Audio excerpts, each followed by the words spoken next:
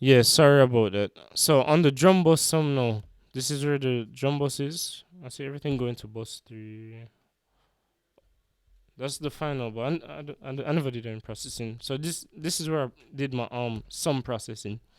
So you can see on bus 38, that's drum. I have drum saturation, and when you're mixing, in order to achieve those kind of, they always call it warm or analog sounding, um, sounds or whatever. You definitely have to use saturation, but you have to use it wisely.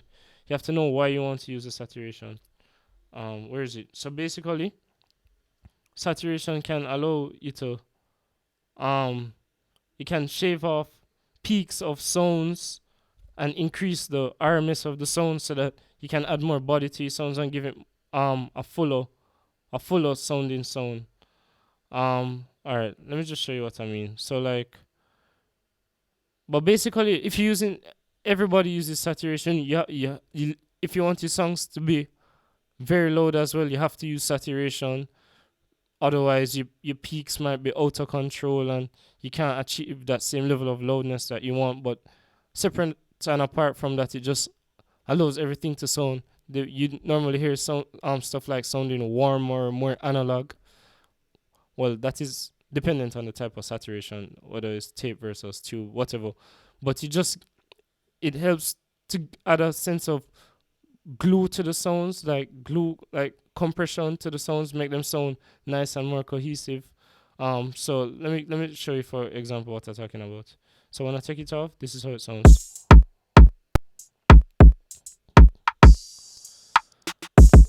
And let's listen to it with the saturation on. So you can hear it sounds a little warmer. It sounds a little, yeah, warmer, meaning like the mid range of the sounds or whatever the sound, it has more body to it. That's what warmer really means. The sounds have more body. If you want something to sound brighter, then it would affect the higher frequencies.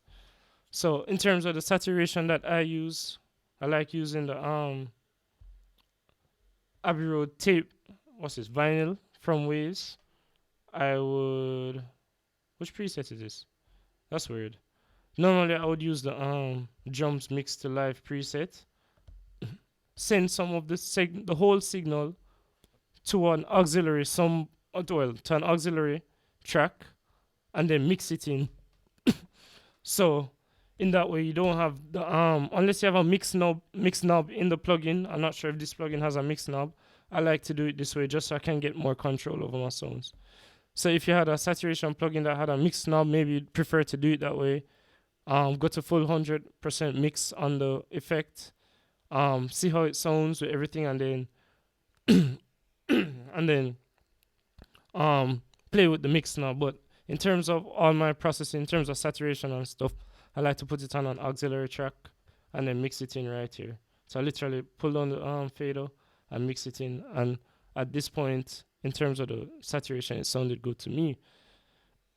So sorry about that. All right, let's see what's here now. What's this? Drum tape. So I have drum sat and drum. I don't know. Let me see now. So I guess I added. Oh yeah, I added two. I added two saturations to my drum bus because I guess it just sounded good to me at the time. And like you always hear, oh, there are no real rules to mixing or whatever. It's just what sounds good.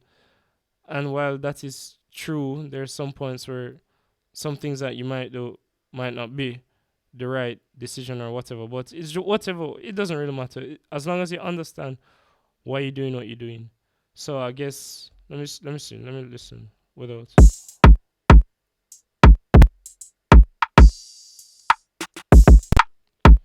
So I guess I just added it. Sometimes I just add things and they sound good, but this sounds a little more warmer in terms of the frequencies on the drum sum.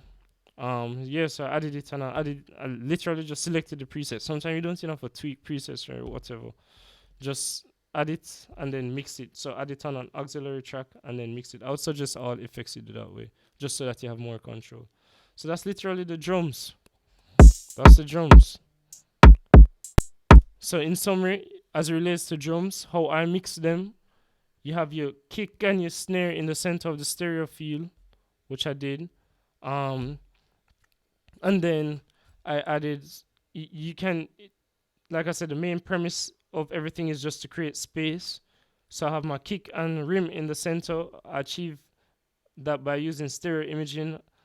I wanted the kick to sound a little fuller, so I used some saturation. The rim to separate the rim sound from the kick a little more. I used some reverb on the rim as an insert instead of as an auxiliary, because I just find it easier to play with the mix knob and move my instruments in terms of space using reverb as an insert, other than uh, in, instead of putting it on an auxiliary track. And then you have the hi hats, like I said, create space using reverb, push them back in the mix, and then from a drum bus processing, you have saturation and or compression. Saturation I use to control my transients, as well as to increase the RMS, mean the mean, but as in the body of the sound, so that you can achieve greater loudness in terms of your master, because that's the only, I guess that's the most reasonable way to do it, unless you're gonna use limiters throughout and degrade your sound. But as long as it sounds good, I mean, hey, if you do that and it sounds good to you, and then by all means go ahead if you want to chop off peaks. I just find that using saturation to boost the RMS and reduce my peak volume sounds much better than using limiters to cut off my peaks and control my transients so that I can achieve greater loudness. And I feel like, all right, I feel like at the end of the day, if you just use limiters, by the time you reach to the master, you'll be losing a lot of punch in your sounds. But anyway, I digress. So this is the bass now.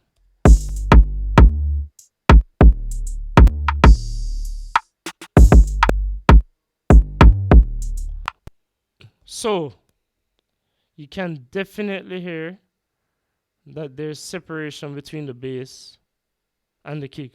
I don't want to really unfreeze this track because it's going to cause my CPU to go crazy.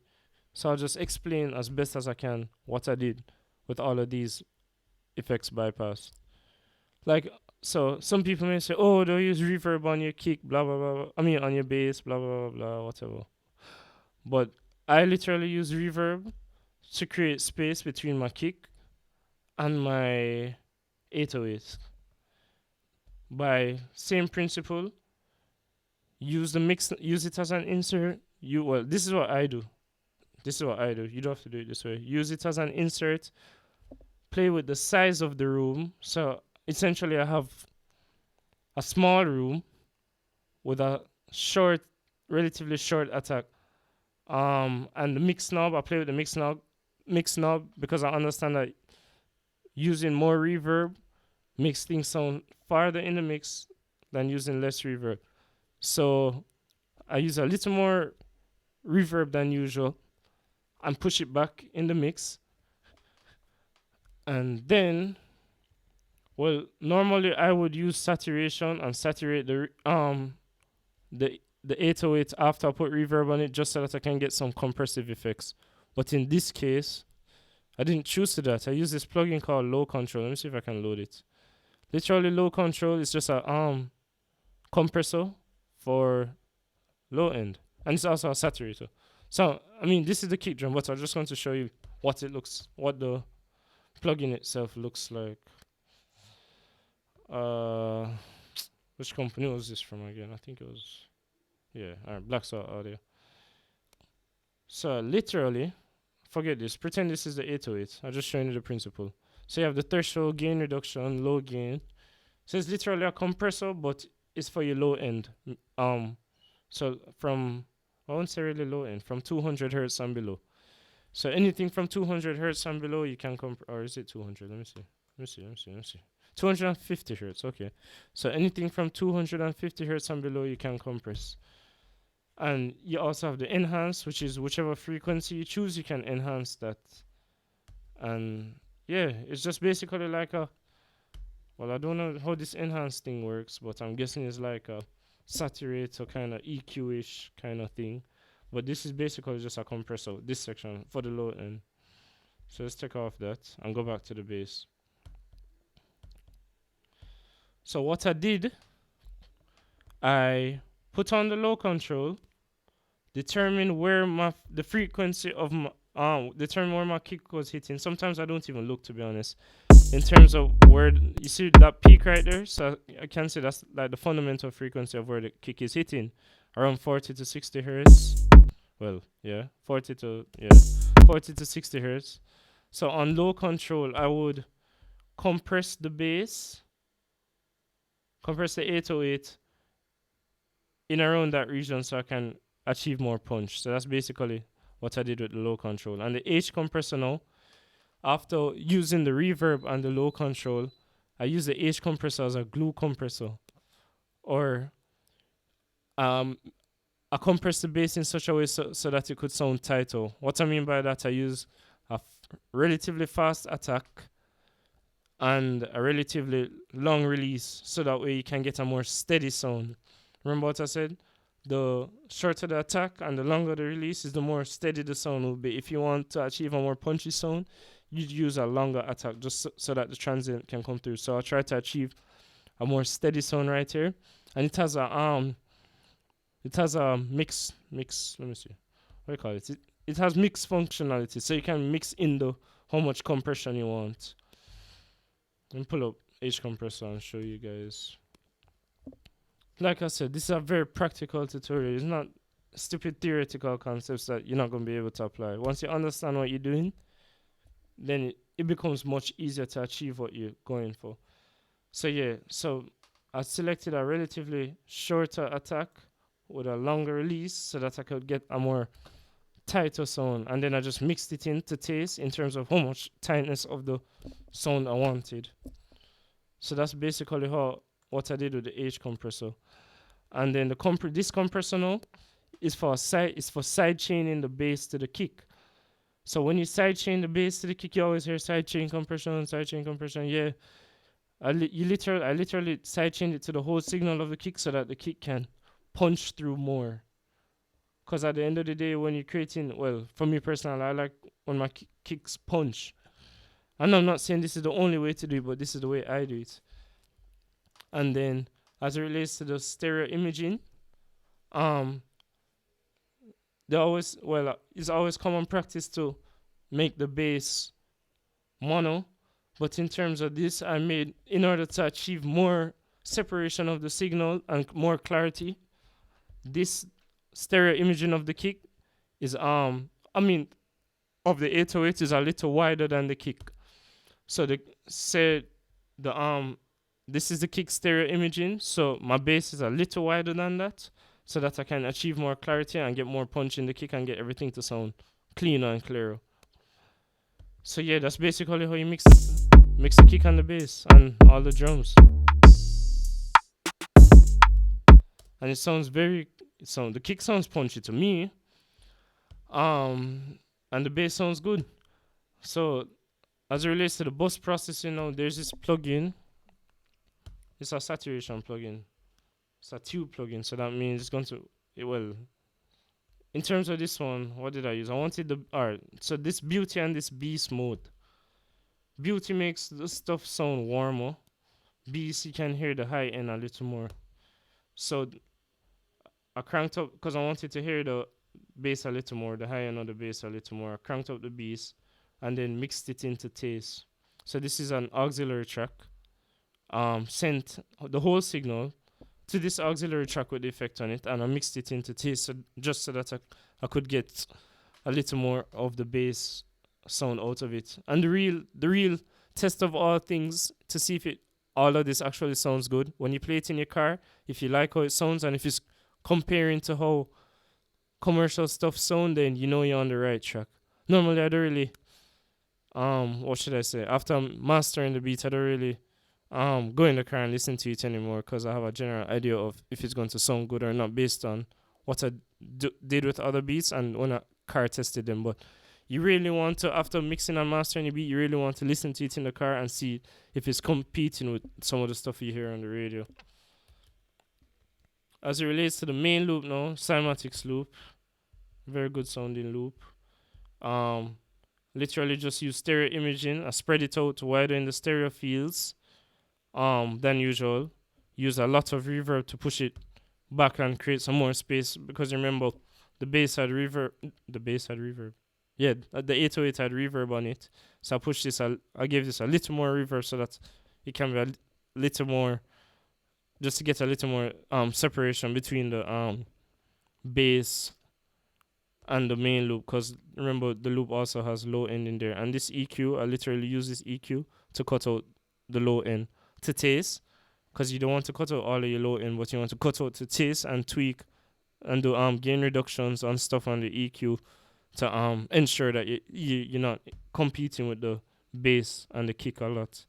And then right here, this is the same glue compression that I was talking about. I use the glue compression to make the loop sound tighter.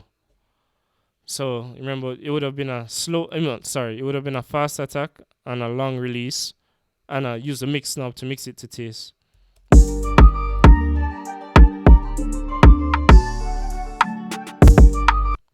Let me see if I can.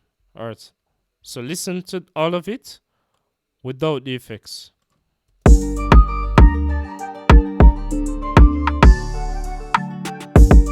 Pay attention to the while the loop is playing and while the bass and the kick are playing. You can hear it's not really clear. Alright, now listen with the stereo image by itself. So you can hear the bass and the kick coming through a lot more, but it's not quite there yet. So listen again. Now listen to the bass and the kick. See, when I spread it out wider, it sounds much cleaner. Alright, listen to me adding the reverb now. You can definitely hear the kick and the bass coming through more. Listen again. Listen one more time. And then literally the EQ is cutting out low end so that the bass and the kick can come through, as well as some high end, because the top part of the kick and the top part of the bass, you want to hear that as well, because that's what you're going to hear on small speakers and whatever. So listen to it. It's so much cleaner. It's something like, listen. Not much clean. Or listen to how clean it sounds. Now listen to the compression with it now. See what I mean? Fast attack, relatively long release.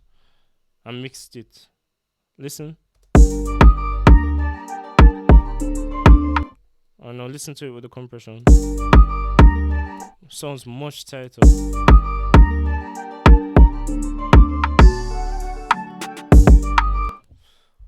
Alright. Now once you get a mix that you're comfortable with, that sounds relatively decent in your opinion, then you want to go on to the mastering stage. I really don't do that much in mastering. I just do a couple things, which is mostly if the beat needs a little more tightness to it, I'll use more compression to make